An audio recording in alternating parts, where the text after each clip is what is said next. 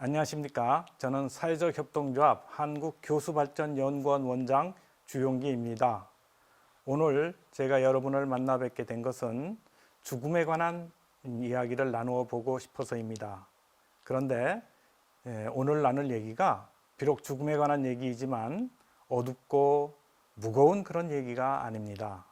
이미 여러분은 죽음이 무엇이라는 것에 대해서는 잘 알고 계시기 때문에 죽음 자체에 대한 얘기보단 죽음과 관련된 또는 죽음에 이르렀을 때 후회한다는 그러한 많은 목소리가 있기 때문에 죽음에 이르기 직전 단계에서 어떠한 준비를 해야 하는가, 죽어가기 위한, 잘 죽기 위한 준비를 어떻게 해야 하는가에 대한 말씀을 가볍게 수채화를 그리듯이 여러분께 들려드리고자 합니다. 후회를 하지 않는다 하는 것은 결국은 삶을 잘 사는 것이고, 이는 역설적으로 그렇게 사는 것이 자신이 잘 죽어가는 것이다, 이렇게 생각을 할 수가 있겠죠. 결국은 오늘 말씀드리고자 하는 이 전체의 내용은 잘 죽기 위한 것, 잘 죽어가는 것이 도대체 어떤 것이냐 하는 점에 대해서 여러분께 말씀드리고자 하는 것입니다.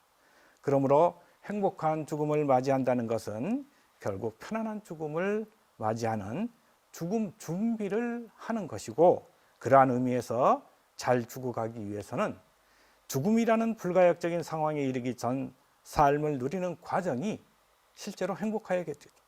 그 행복을 얻기 위하여 좋은 경험, 즉 정말 자신의 삶을 이해하고 그리고 자신만의 길을 찾는 연습을 꼭 해야 한다는 말씀입니다. 그러한 내용을 짧은 소주제로 나누어 보았습니다. 그 소주제는 먼저 장미 한 송이, 그리고 골동품, 그리고 마지막이 양복 한 벌이라는 이러한 세 가지 소주제로 말씀을 드리겠습니다. 먼저 장미 한 송이에 관한 말씀을 드리겠습니다. 여러분에게 제가 장미 한 송이씩을 여러분 마음속에 심어 드리겠습니다. 자, 그러나 그 장미는 그냥 화원에서 파는 장미가 아니라 지금 계절에 어울리는 겨울 장미라고 생각하시기 바랍니다. 그리고 가만히 눈을 감아 보시기 바랍니다. 어쩌면 그 장미는 생텍쥐베리의 어린 왕자의 한 주인공인 장미라고 생각하시기 바랍니다. 각자 느낌이나 생각은 다르겠지만 그래도 그렇게 상상을 하시면 아마 오늘 이야기가 좀 더 재미있게 들리지 않을까 싶습니다. 어린 왕자의 장미에 대한 관념은 실은 두 가지, 존재의 가치와 관계의 이해라고 하는 두 가지 측면에서 장미 한 송이를 살펴볼 수가 있겠습니다. 먼저 존재의 가치라는 점에 있어서 존재는 바로 우리가 존재하는 이 시 공간을 함께 공유한다는 그러한 의미가 되겠습니다. 그 존재에는 사람인 존재뿐만 아니라 사람 아닌 존재, 흔히 우리가 반려동물이라든가 반려식물이라든가 이와 같은 존재를 다 포함하는 그러한 의미에 있어서의 사람 아닌 존재라고 보시면 되겠습니다. 그리고 그러한 존재는 철학자들이 얘기하는 그런 존재 또는 존재자로서의 인간을 의미하는 것이 아니라 바로 우리 자신과 같이 시간적인 한계를 짊어지고 일상생활을 살아가는 그러한 우리 주변에서 활동하는 인간이라고 말씀드리겠습니다. 종래 우리가 보통 가치라고 하는 것은 누군가에 의하여 부여되고 누군가에 의하여 주어지는 그런 수직적이고 차별적인 의미에 있어서의 가치가 아니라 수평적이고 공평한 의미에 있어서의 그런 앞에서 말씀드린 사람인 존재와 사람 아닌 존재를 포함하는 모든 그런 존재가 담고 있는 그러한 중요성이라고 이해하시면 되겠습니다. 그러므로 존재의 가치라고 하는 이런 말은 결국 사회라고 하는 공동체 구성원으로서 개인뿐만 아니라 개인들과 밀접한 관계를 유지하고 있는 인간 이외의 생명체들이 그 자체 또는 서로 간에 인정하고 있는 공평한 중요성이다라고 이렇게 말씀드리겠습니다. 이어서 관계의 이해라고 하는 면에 있어서 관계는 무엇을 의미할까요? 여러분은 관계에 대한 의미도 잘 알고 계실 겁니다. 우리가 사전적 의미에서 관계라는 것은 둘 이상의 사람, 사물, 현상 따위가 서로 관계를 매어 있다라고 하는 그런 의미가 바로 관계입니다. 제가 여기서 말씀드리고자 하는 이런 관계는 인간 관계를 가리키며 둘 이상의 사람이 만들어내는 개인적이고 정서적인 관계를 말한다라고 보시면 되겠습니다. 흔히들 인간은 사회적 존재로서 서로 이타적인 삶을 함께 사는 의존적 존재라고 합니다. 따라서 인간은 가족, 연인, 동료 등 사회를 구성하여 상호작용하면서 살아갈 수밖에 없는 존재입니다. 결국 사회에서 함께 살아가는 인간관계에서 개별 존재가 마주친 특정한 상황이나 서로의 입장을 인정하는 마음 상태다라고 이렇게 이해를 하시면 되겠습니다. 우리는 대개 우리 인간의 본성에 비추어 볼 때 죽음을 두려워하고 공포의 대상으로 생각합니다. 죽음을 터부시하면서 가능한 그것을 대화의 주제로 삼지 않으려 합니다. 죽음은 지극히 망자 자신의 주관적인 사정이자 남겨진 가족과의 매우 사적인 관계이기 때문이라 할 수도 있습니다. 그런데 이제 여러분 주위를 한번 둘러보시기 바랍니다. 언제부터인가 안락사, 존엄사 또는 생명 나눔 행위로서 장기 기증과 같은 상황을 자주 듣게 되면서 죽음을 객관화하는 사회적 흐름이 어느새 우리 주변에 가까이 와 있음을 문득 깨닫게 됩니다. 한 개인의 죽음이 애도의 정도를 넘어서 가치평가를 허용하는 대상으로 바뀌어가고 이를 보는 사람에 따라서는 진화라고도 할 수 있겠지만 그러한 변화라든가 진화 현상이라든가 어떤 표현이든 적어도 죽음의 객관화라고 하는 그러한 상황이 다반사로 우리 주변에서 일어나고 있다는 점은 변함이 없을 것입니다. 자, 이제 다시 장미로 돌아가겠습니다. 어린 왕자는 자신이 매일 물을 주고 벌레도 잡아주고 바람이 심하게 불면 유리덮개를 씌워주며 애지중지 길렀던 장미에 대하여 세상 무엇과도 바꿀 수 없는 아주 특별한 존재임을 알아차렸습니다. 한편 여러분이 문득 바라보니 어제까지 화려함을 떨쳐버리고 초라하게 변한 장미이지만 이미 여러분은 앞에서 어린 왕자가 장미와의 관계에서 가졌던 그러한 특별한 감정과 마찬가지로 여러분이 의식하든 의식하지 못하였던 장미가 여러분에게 어떤 특별한 존재임을 알아차렸을 것으로 내지는 알아차릴 수 있을 것으로 봅니다. 왜냐하면 여러분은 장미가 꽃봉오리를 열고 자신의 아름다운 모습을 드러내기까지 가슴 졸이며 지켜보는 그러한 과정을 거치면서 충분히 그러한 관계 맺음을 하였다고 볼 수 있기 때문입니다. 그렇습니다. 앞에서도 이미 말씀드렸지만 후회 없는 삶을 살기 위해서 시도해 볼 만한 것으로서 말씀드리고자 하는 것이 바로 원만한 인간관계, 즉 관계 맺음이라고 볼 수 있겠습니다. 이제 여러분은 어린 왕자의 친구라고 할 수 있는 한 송이 장미이든 들풀 속에서 피었다 무심하게 꽃잎을 떨군 장미이든 모두 소중한 관계를 맺고 있음을 알아차릴 수 있을 것입니다. 물론 무슨 상관이야? 라고 하는 분도 충분히 계실 수 있겠습니다. 그러나 이러한 관계 맺음은 사회적 존재인 인간이 한 개인의 삶 속에서 역시 꼭 필요한 그러한 상태라고 볼 수가 있습니다. 물론 사람마다 인간의 인간관계에 대한 이해의 차이는 얼마든지 있을 수 있습니다. 그렇지만 죽음을 지나치게 객관화하는 사회적 흐름은 원하든 원치 않든 사회적 존재로서 인간 존재의 가치를 개념적으로 유형화하면서 본질적인 중요성을 희석시킬 수 있을지도 모르겠습니다.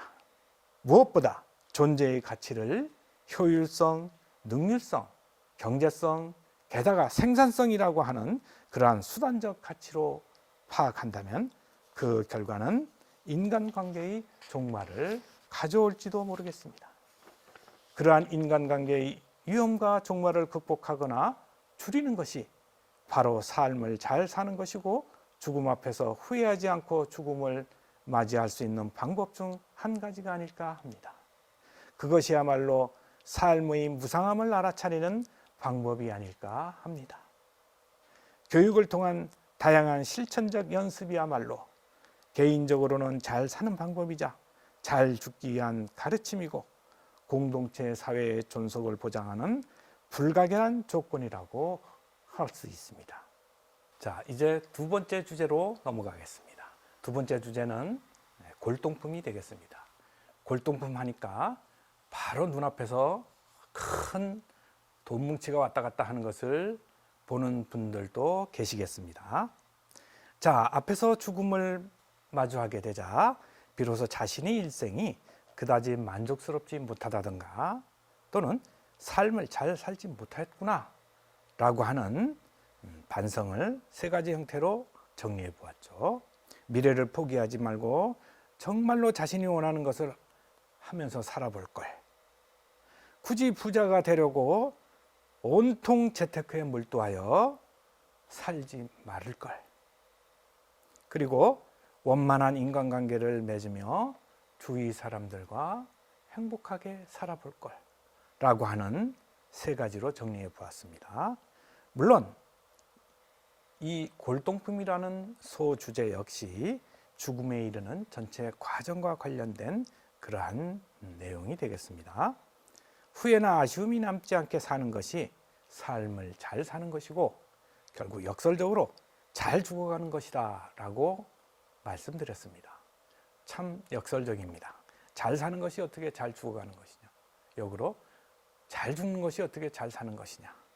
그러나 이제 단순히 죽음의 두려움이라든가 또는 죽음에 이르렀을 때의 어떤 후회를 하기보다는 보다 앞서서 그러한 상황을 맞지 않기 위하여 잘 사는 방법 또는 잘 죽어가는 방법이 무엇인가를 한번 고민해 볼 필요가 있지 않을까 합니다.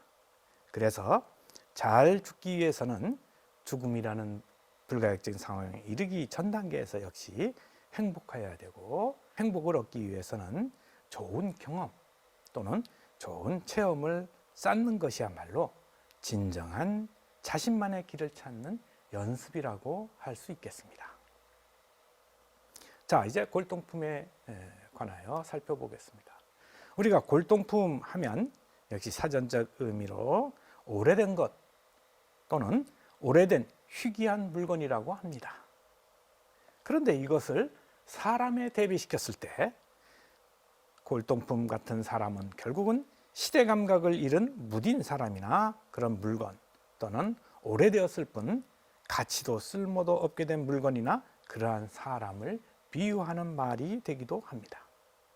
어느 의미나 인공지능이라고 하는 AI, 사물 인터넷이라고 하는 IoT, 더불어 데이터베이스로 대변되는 제4차 산업혁명 시대의 시대적 흐름과는 시공간적으로 아주 격차가 크다는 것을 여러분이 알 수 있을 것입니다. 본래 골동품이 지니는 예술적 가치를 저는 부인하지는 않습니다. 그런데 골동품에 대한 저의 솔직한 평가는 골동품에 대해서는 물론 이것이 저희 편견일 수 있습니다. 얼마든지 주관적인 편견이니까 그렇게 받아들이시고 저의 말씀을 들어보시기 바랍니다. 상당히 비판적인 그러한 입장을 갖고 있습니다. 기본적으로 골동품은 문화적 자산으로 저는 봅니다. 그런데 요즘 골동품은 문화적 자산이 아니라 개인적인 재테크의 대상으로만 다루어진다는 것입니다. 그것도 아주 흡수력이 강한 그러한 재테크의 수단이라고 볼 수 있겠습니다. 그 결과 골동품이 갖는 본래의 가치가 왜곡되거나 사장된다는 점을 안타깝게 여긴다는 그러한 의미에서 드리는 말씀입니다. 개인의 창고나 금고 속에 넣어놓고 개인적인 소유욕만 충족시키는 골동품은 그냥 물건일 뿐입니다. 여러분이 일상생활에서 쓰고 계시는 접시 또는 접시보다 못한 그러한 어떠한 물건이 바로 골동품이라고 할 수도 있겠습니다. 사회적 존재로서 우리는 두 가지 형태의 삶을 살고 있다라고 나누어 볼 수가 있습니다. 하나는 우리는 무엇을 가지고 있는가, 그리고 또 하나는 우리는 무엇을 할 수 있는가로 나누어 볼 수 있습니다. 먼저 무엇을 가지고 있는가입니다. 이것은 물질적인 욕구를 얼마만큼 충족시킬 수 있는가로 바꾸어 생각하면 쉽게 이해하실 수 있을 것입니다. 물질적 욕구를 잘 나타내는 대표적인 것은 바로 그리스 로마 신화 속에 등장하는 미다스 왕의 미다스의 손이라고 할 수 있겠습니다. 미다스의 손이 알려주는 교훈은 바로 자신이 원하는 것을 선택할 수 있는 자유가 없는, 모든 것을 황금으로 변화시키고 말게 되는, 결국 불행해지고 만다라고 하는 그러한 내용입니다. 어쩌면 재테크 또는 부를 과시하기 위한 수단으로서 골동품이 갖는 매력은 재테크라는 허울에 가려진 소유 욕구 충족의 갈망에 지나지 않는다고 할 수 있을 것입니다. 자칫 자신의 삶의 에너지를 부의 축적에 과도하게 투입함으로써 자신과 자신의 삶을 돌아볼 기회를 영영 잃어버릴 수 있다는 말씀입니다. 그런데 이제 상황을 조금 바꾸어서 생각해 보겠습니다. 제가 얼마 전까지 초중고생을 대상으로 한 진로 상담을 하는 상황에서 느낀 바를 말씀드리겠습니다. 적어도 만 19세 성인이 되기 전 단계의 아이들에게 제가 질문을 했습니다. 돈만 많이 벌면 좋은 직업으로 생각하나요? 행복한가요? 라고 하는 질문을 하자 거의 대부분이 학생들이, 물론 학교 수업 시간에 배웠으니까 그렇게 대답을 할 수도 있겠지만 대부분의 대답은 아니요 라는 대답이었습니다. 여기에 문제가 숨어 있고 또 바로 해답도 찾을 수 있다고 봅니다.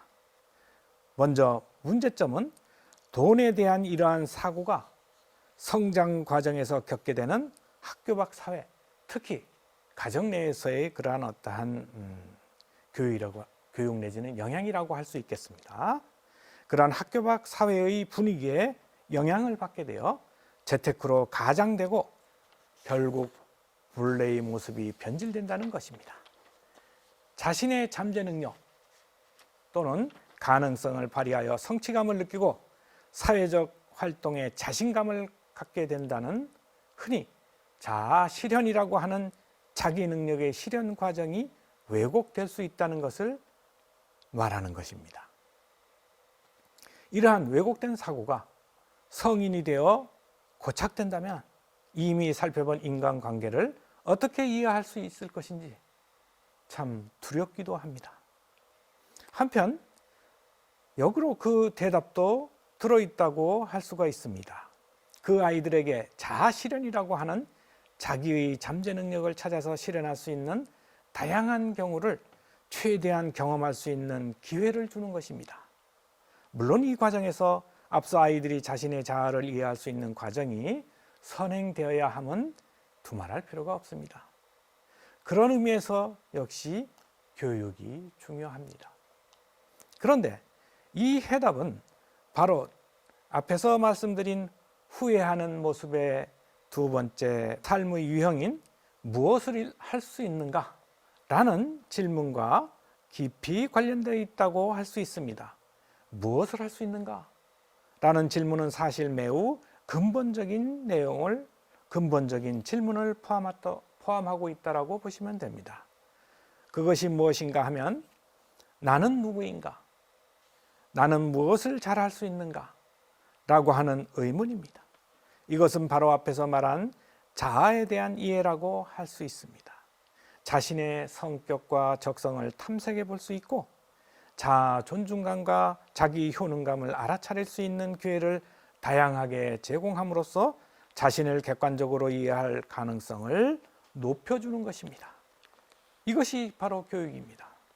물론 이 단계에서 초중고생에게 죽음 준비 교육의 필요성이 주장되기도 합니다. 이와 같은 교육적 방법을 폭넓게 활용한다면 골동품이 재테크의 수단이 아닌 문화적, 사회적 공유 자산으로서의 제자리를 찾을 수 있을 것이고 이러한 과정을 통하여 재테크로 가장한 돈 벌기에 매몰될 위험성 역시 줄일 수 있다고 봅니다.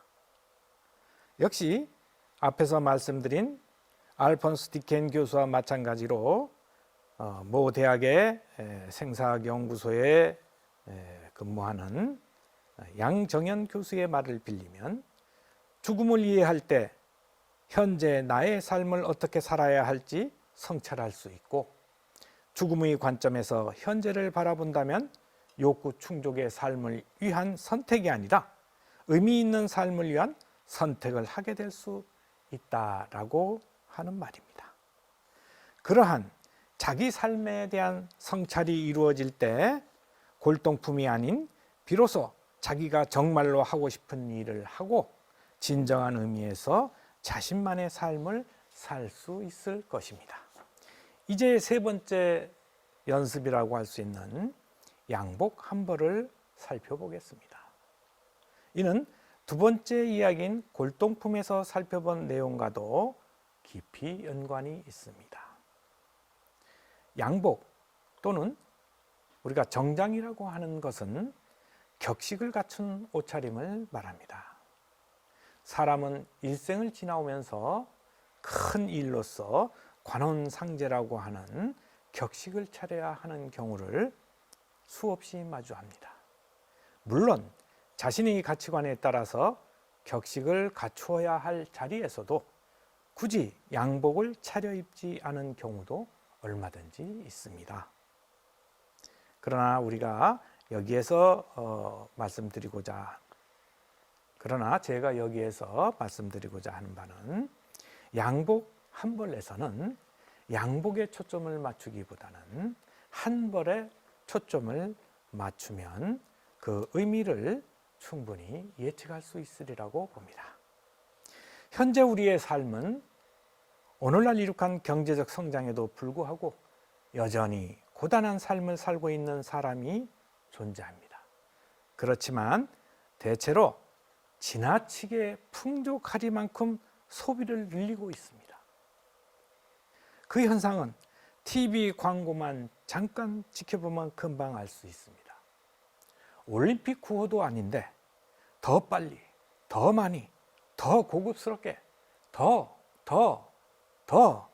라고 재촉하면서 경쟁심을 불러일으킵니다. 심지어 분초를 다투어 소비하라고 심리적인 압박을 가하기도 합니다. 그러다 보니 그러한 지름신의 주문에 수많은 현대인은 충실하고 신속하게 응답하면서 소비를 하게 되는 것입니다. 물론 TV 광고뿐만이 아니라 다양한 매체들이 서로 입을 맞춘 듯이 어지간한 강심장이 아니면 감당하기 버거울 정도로 매 순간마다 대량 소비, 과소비를 재촉하고 있습니다. 상황이 그러하니 이미 돌아가신 법정 스님과 같은 분이 아무리 무소유를 외쳐도 귀에 들어올 리가 없을 것입니다. 오히려 아니 무소유라니 그러면 다 내버리고 아무것도 없으면 어떻게 살라는 말이냐 라고 반문까지 할 것입니다. 하지만 법정 스님의 무소유라는 말은 끊임없이 소유하고 빼앗기 위해 다툼을 벌이는 인간 세상에서 서로 부대끼며 살아가는 것이 보통 사람의 삶이므로 결국 모든 것을 버리고 속세를 떠나 청렴하게 살 수는 없습니다. 그렇지만 내 것이 아닌 것은 미련 없이 마음을 비우는 것, 설령 내 것에 대해서도 언제든지 떠날 수 있음을 인정하는 것을 가르치는 소중한 말씀입니다. 불효불급한 것은 결국 마음의 짐이 되거나 정리하게 될 것이므로 굳이 제 집안에 들여놓아 자리를 차지하게 하지 말고 차라리 여백의 공간을 자유롭게 누리라는 뜻도 담고 있으리라 추측해 봅니다. 어쩌면 무소유야말로 현대인의 안식처일지도 모릅니다. 그칠 줄 모르는 소유욕은 다양하고 심각한 부작용을 낳습니다. 거의 매일 듣고 보게 되는 소식 중 우리는 사람이든 물건이든 그 대상을 가리지 않고 소유욕을 실행에 옮기는 사람으로 인해 심지어 살인, 강간, 강도, 절도, 사기 등 범죄마저 아무런 거리낌 없이 대놓고 거뜬히 해치우는 그러한 상황도 접하게 됩니다. 모두가 지나치게 소유욕에 매몰된 결과라고 할 수 있습니다. 그러니 무소유를 달리 표현한다면 결국은 집착을 버린다라고 바꾸어서 생각해 볼 수도 있을 것입니다. 자, 이제 양복 한 벌에도 안락함을 느끼고 기쁨을 느낀다면 이는 무소유에 버금가는 경지에 이미 여러분이 올랐다고도 할 수 있겠습니다. 그렇지 않고 자신의 삶을 항상 무엇인가를 성취하려고 하고 항상 경쟁하는 것으로 채워버린다면 결국 그러한 존재는 늘 열등감, 패배감에 휩쓸리고 자기 삶의 의미를 결국 잃어버리게 되고 말 것입니다. 집착을 하다 보면 자신만의 삶의 길을 찾는 것은 불가능할지 모릅니다. 비록 집착할지라도 재테크에 몰두하여 커다란 부를 이루는 성공을 거두는 경우도 얼마든지 있을 수 있을 것입니다. 그러나 죽음을 마주하는 순간 주변을 돌아보았을 때 닥쳐오는 견딜 수 없는 공허감은 어찌할 수 없을 것이며 삶의 후회만이 그 자리를 채울 것입니다. 그렇습니다. 그렇기 때문에 이미 말씀드린 것처럼 죽음 준비가 필요합니다. 자신을 황폐하게 만드는 무모한 집착에 대항하여 삶과 죽음에 대한 가치관을 형성하고 자신의 삶을 살펴보며 가치 있게 살 수 있는 의지를 키울 수 있는 기회를 얻는 것이 바로 그것입니다. 그렇게 할 수 있어야 비로소 진정한 죽음으로부터의 자유를 얻을 수 있을 것입니다. 그리고 그러한 진정한 죽음으로부터의 자유를 회복하기 위한 시작이 바로 자신의 삶을 이해하고 자신만의 길을 찾는 연습을 하는 것입니다.